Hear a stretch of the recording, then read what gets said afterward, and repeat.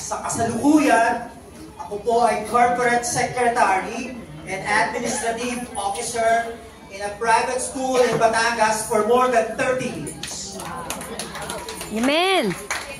At nung kabataan ko po, I remember I was 21. I applied in one of the airline companies in Manila and passed the exams. But unfortunately, because of my skin condition, I failed it. Parang pinagsakluban ako ng langit at lupa dahil ang bata ko, ang dami kong gusto sa mundo. At dahil doon, araw-araw, dumarami ang sugat ko, ang kaliskis sa aking mga balat, nagsimula sa hairline, at later on, buong katawan. Severe psoriasis.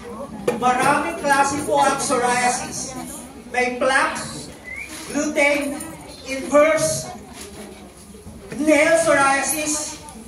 Lahat po iyon naranasan.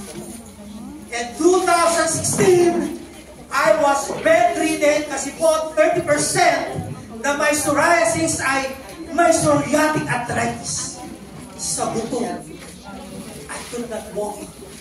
My whole body was covered with scales, tapos hindi ako makalakad. Araw-araw, umiiyak ako. Araw-araw, ang aking bedsheet ay puro dugo. Iibo lang ako ng konting ganyan, magkakrak. Dudugo. Araw-araw, umiiyak ako. Araw-araw, nananalangin ako. Panginoon, pagalingin mo ako. Panginoon, may plano ka sa akin, alam ko. Panginoon, titiisin ko ang lahat. Dineclare ko. At, and that same year, 2016, that was the silver anniversary. 25 years of psoriasis. I'm 53. Buhay ko. Sakripisyo.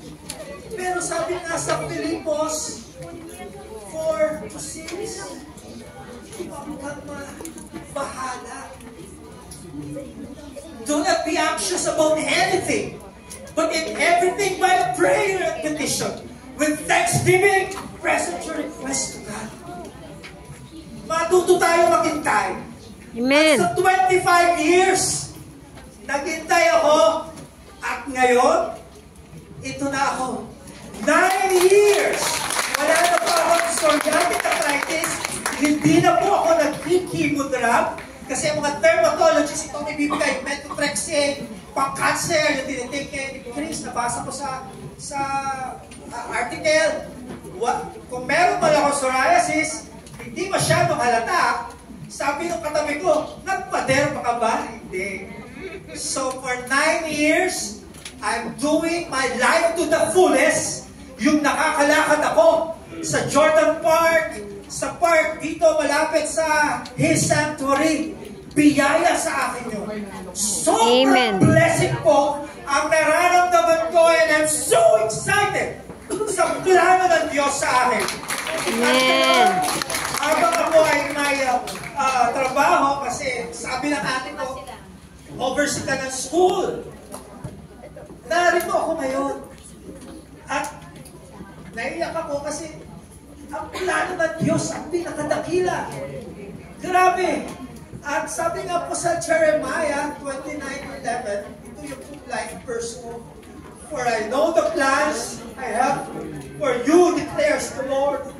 Plans not to harm you, but to give you hope in the future. Ang Diyos ay may plano. God's purpose and plan is the best. Ano na kung bibigyan pa ako niya ng another 50 years. Salamat, Panginoon. Panginoon, kay buti mo. Thank you, Jesus.